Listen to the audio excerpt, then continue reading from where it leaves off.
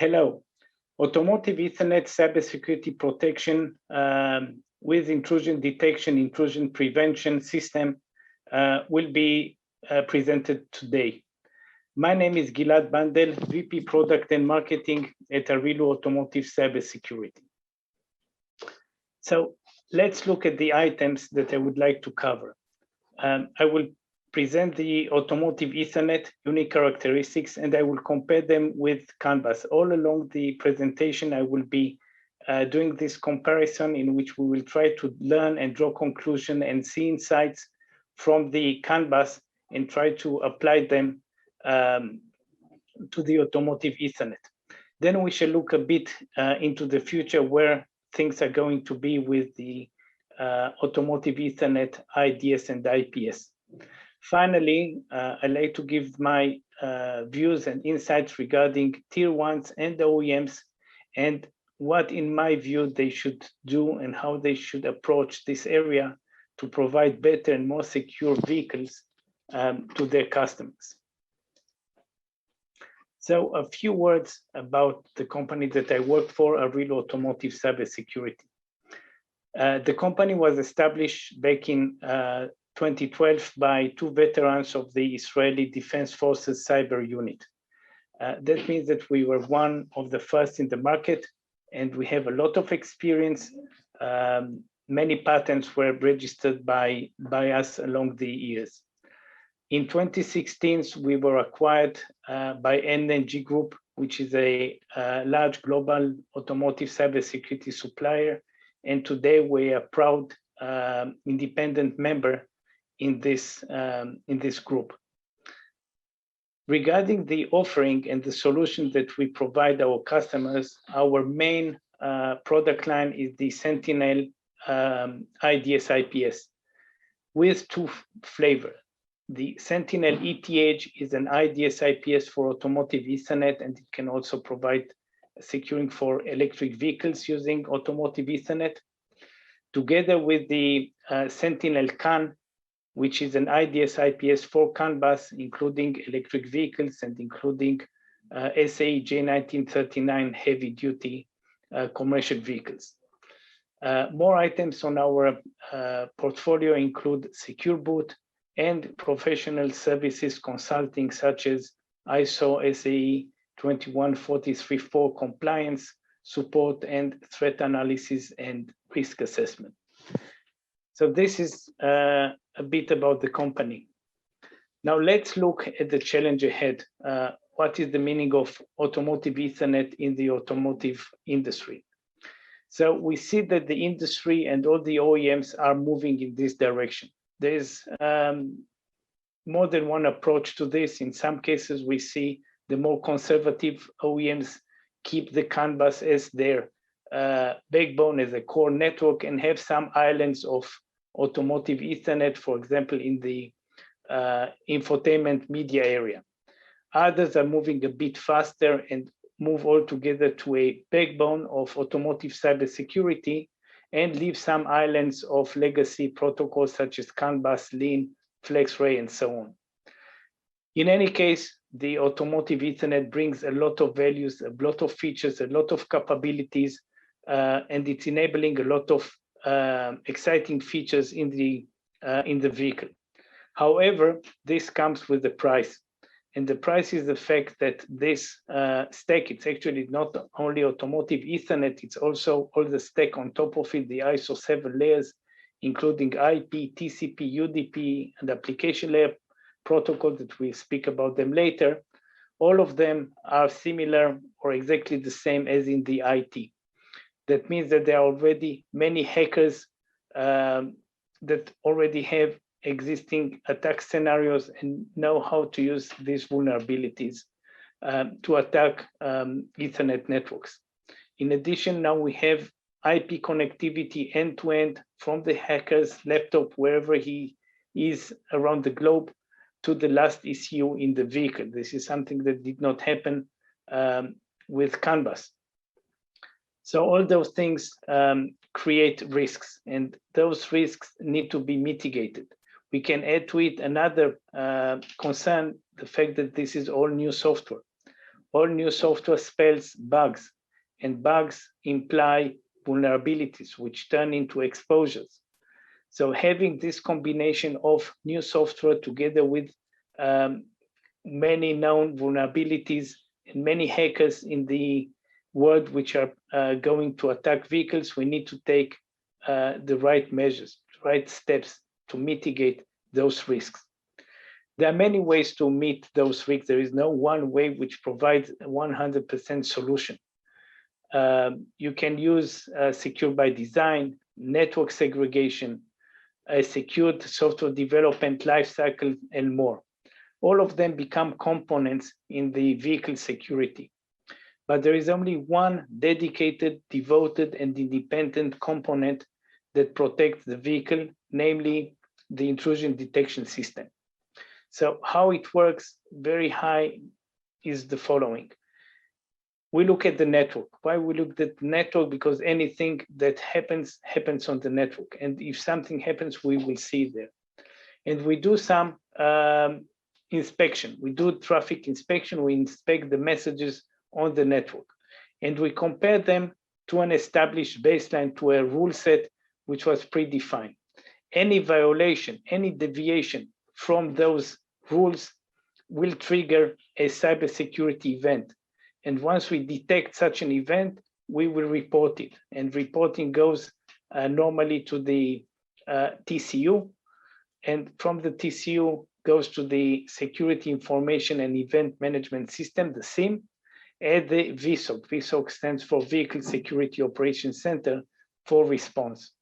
In some cases, if the OEM wishes so, we can also perform prevention. And prevention is done, for example, by dropping offending frames.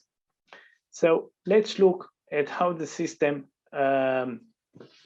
behaves and what are the differences between the CANBUS and the Ethernet. So both CANBUS and Ethernet use 2 wires for communication, but that's all the way that is common to those 2 technologies. It's even not the same cables. Looking at the topology of the network, this is a bus topology on the CANBUS. That means that all the messages are traveling on the shared media, while the Automotive Ethernet is using a star topology. Star topology means that every ECU receives its own pair of cables for communication with the switch. Looking at the speed of the vehicle, speed of the network, CANBUS is very slow. We're speaking about hundreds of kilobits per second, up to CAN-FD, a few megabits per second. The Automotive Ethernet starts from 10 megabits per second and goes up to 1 gigabit per second and more. So the Ethernet is much, much faster. In terms of payload, the data length on the CANBUS is of 8 bytes and going to CAN-FD 64 bytes. As a comparison, the Ethernet has 1500 bytes. That's much, much more, enabling more complex communication in one message. In terms of identification over the bus, in CANBUS, we have only a message ID. It has no source or destination identification, so we cannot tell what is the origin of the message and what its destination. In comparison, Automotive Ethernet carries a source MAC and destination MAC address, in which we know exactly where the message comes from and where it is destined to go. Looking at the messages and protocol, CANBUS is very simple. Even if we take into consideration CAN transport protocol or UDS for diagnostics, or even the SAE J1939, which is more complex, still we're looking at something which is relatively simple. Automotive Ethernet, carrying all the 7 layers of the OSI ISO model, include the Ethernet in layer 1 and 2, on top of it IP, layer 4 TCP and UDP, and the application layer protocols. Some of them are automotive protocols such as AVP, SAM-IP, DOIP, and some of them are generic protocols such as ARP, DHCP, IGMP, and more. So we can see that it's much more complex to have an automotive Ethernet than a simple CANBUS. Let's look at how the IDS architecture would look like, and then we speak about where it would reside. So the basic concept is that an Ethernet frame comes into the IDS, in this case, for example, a gateway, which has a switch fabric, and whatever can be done at wire speed in hardware is going to be done there. So we use the TCAM, queues, rate limitings, and other mechanisms to process the frames. Whatever can be processed and forwarded or dropped at that level is done. So some of the traffic will go through at wire speed without any delay. The more complex things that require CPU, require processing, require deep packet inspection, require lookup, require stateful inspection, go to the CPU. The CPU inspects the traffic, and in case any violation is detected, it is reported as mentioned before. And frames are being returned to the gateway for onward traveling. In case we act as an IPS, then we can drop those offending frames and this way protect the vehicle. Looking at where the IDS might be installed, the typical place would be in the gateway because all the traffic goes through that gateway. But this does not need necessary to be the case. It can also be installed in domain controllers, in specific ECUs such as connected ECUs, which makes sense. It can even be in a distributed architecture in which it is spread all over the ECUs and the other components of the vehicle and report to one central location for reporting.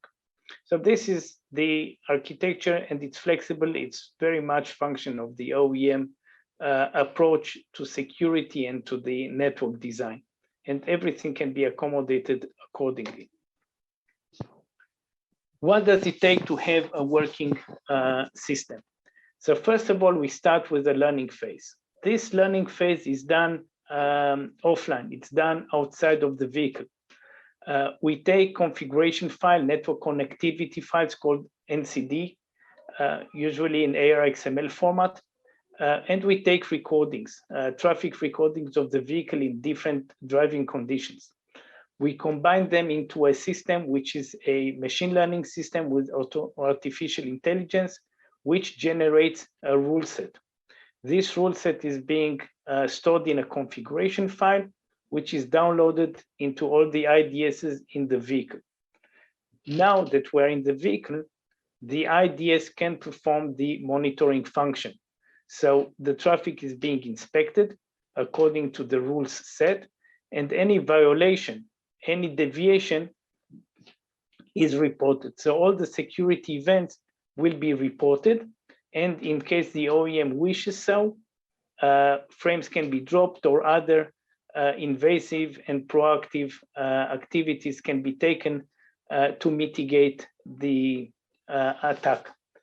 So this is the process that we see in the vehicle: learning, monitoring, detection, and prevention. Let's look at the security mechanism that we employ.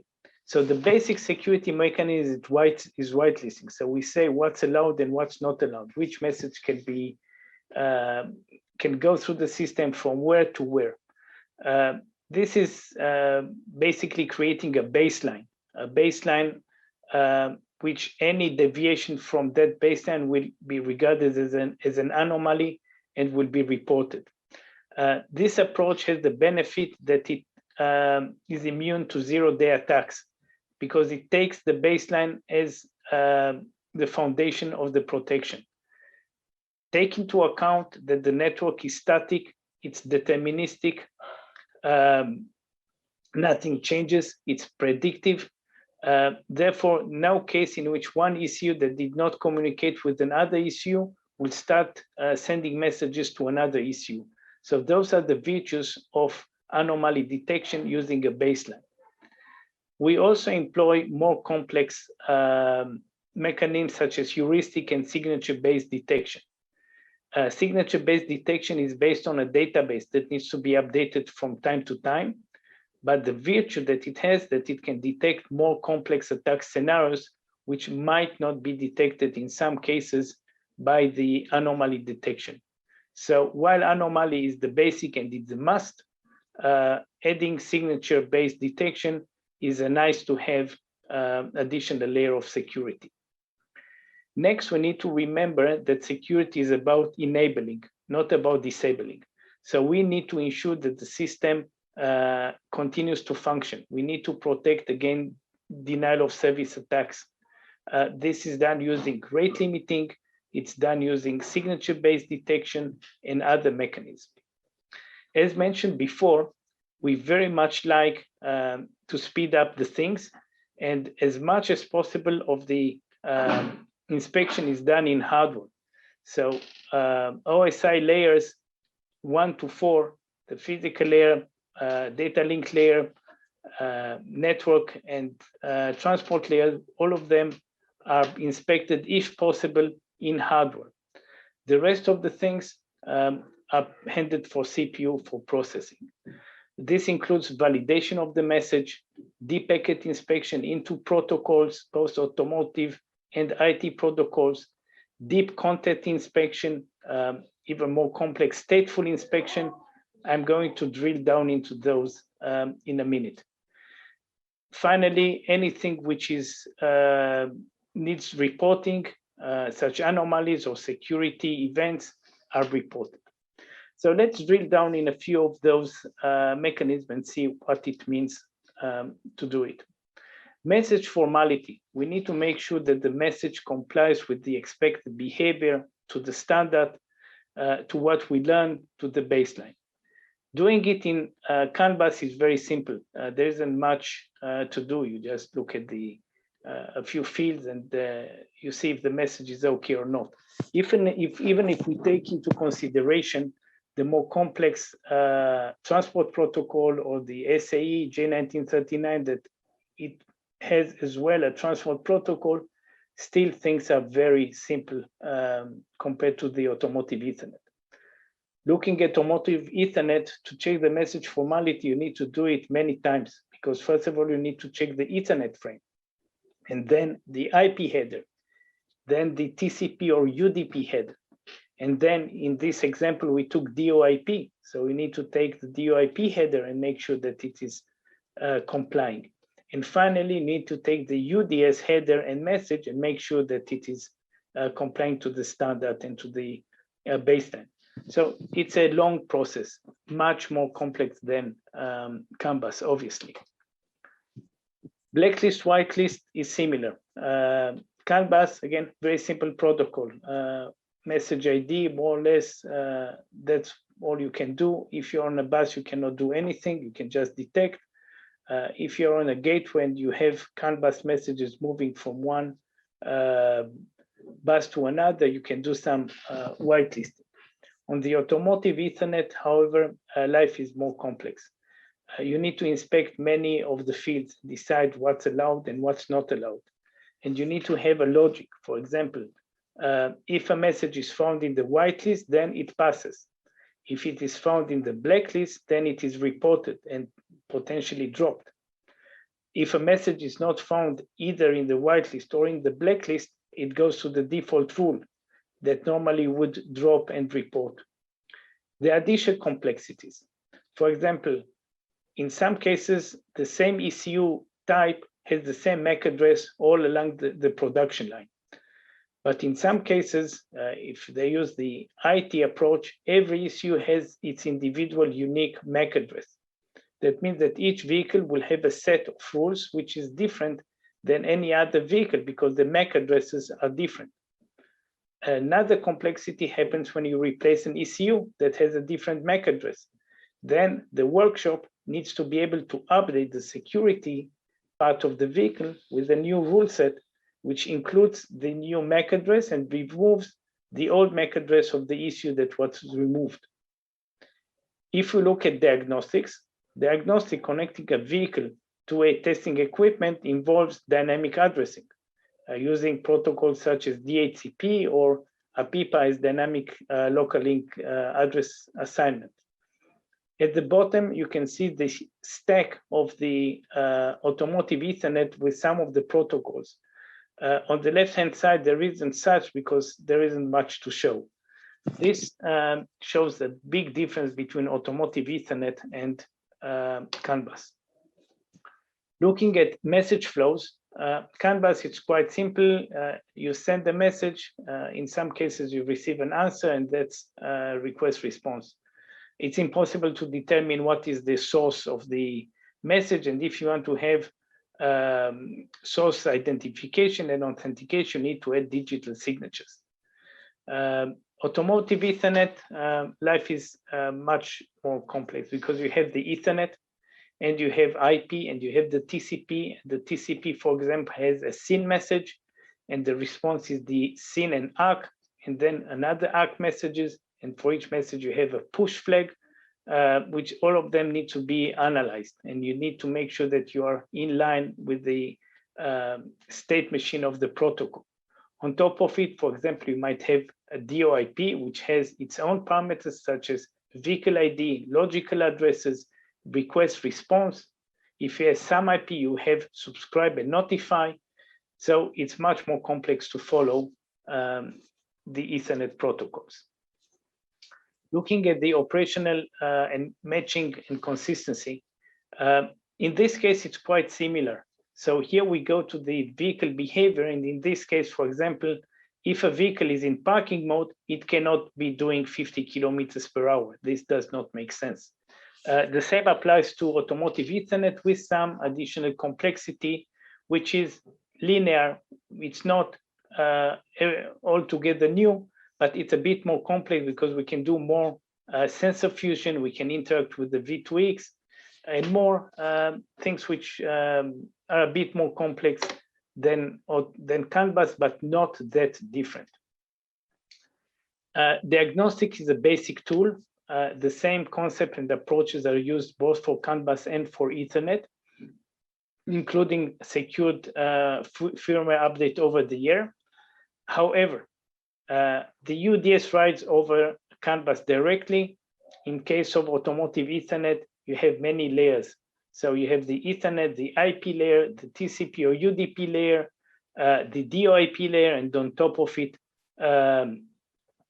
the UDS. So it's a bit more complex. There are other cases that we need to take into account that do not exist in CANBUS. For example, if you connect a vehicle to a testing equipment in a workshop, you need to make sure that it is not attacked by another vehicle in the same workshop. And there are dynamic addressing. Then you need identification to make sure that you are communicating with the right testing equipment and not a fake one. Vehicle context. Vehicle context relates to the state of the vehicle. For example, the vehicle might be off, accessories, parking, reverse, neutral, drive, and so on. You can't have the same rule set applied to every single context. So you need to be aware of the context of the vehicle to apply the same rules. For example, if you're in parking, the vehicle speed must be 0, no other case. If you are in driving mode, then you can go up to, let's say, 250 kilometers per hour, and you might be moving backward because you're on an uphill, let's say up to 5 kilometers per hour. If you are in reverse mode, then you can go reverse up to 30 kilometers per hour and might be doing forward up to 5 or 10 kilometers because you're on a downhill. So the rules need to be aware of the vehicle context, and context change every second, maybe even more than once a second. So it's very important and it's imperative to be context aware when applying rules. So those were a few examples of automotive in-vehicle cybersecurity for the Ethernet. However, and looking a bit into the future, we are not only in the vehicle. We have a fleet. So we can collect information through the TCU from many vehicles. So once we protect the individual vehicle, we need to protect the fleet. And this is done by collecting information from many vehicles. We combine this information with information from the database regarding administrative or manufacturing information of the vehicle, which is not stored in the vehicle. And we fuse and combine this into an engine which is doing big data and data processing to create insights for the vehicle operating system, vehicle security operation center. There it can mitigate events, it can do forensics analysis, and have a effective incident response based on understanding whether it's a local incident, whether it's said something to do with a geographical area, a specific make and model, a fleet that belongs to some company, and so on. So having a hybrid solution which has both in-vehicle protection and cloud analysis provides a superior solution. Looking at the demo can provide a lot of insights for you, understanding how things really work. So we will be more than happy to provide you with a demonstration and presentation of our IDS and IPS solution and discuss together items. Unfortunately, there is no time in this session to run a real live demo. So please drop me an email and I'll contact you as soon as possible to coordinate such a demonstration. It's an exciting one, can learn a lot of it. The most important slide, the take-home messages, and I'll go through this slide item by item because they are really important. Threats in the automotive Ethernet are much more complex, much more severe. The environment is much more complex, and it's much more than CANBUS. It's not fair to compare CANBUS with Automotive Ethernet. There are some similarities, and we're using those similarities to gain value in the Automotive Ethernet. So we are using the history, and we're using as much as possible from what we know, so we design better Automotive Ethernet IDS and IPSs. But from the other side, it's not as simple as that. It's a bit more complex. As a indication, we can look at the form factor. So a CANBUS IDS IPS can reside on a small microchip.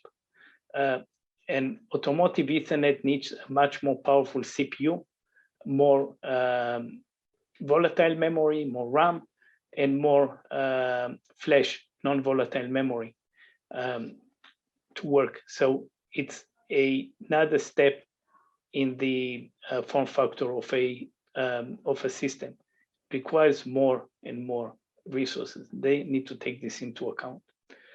To have a superior solution, you need to find someone that can provide you with a very good solution, someone that has experience both in the automotive industry, both in the IT industry, and obviously understands cybersecurity.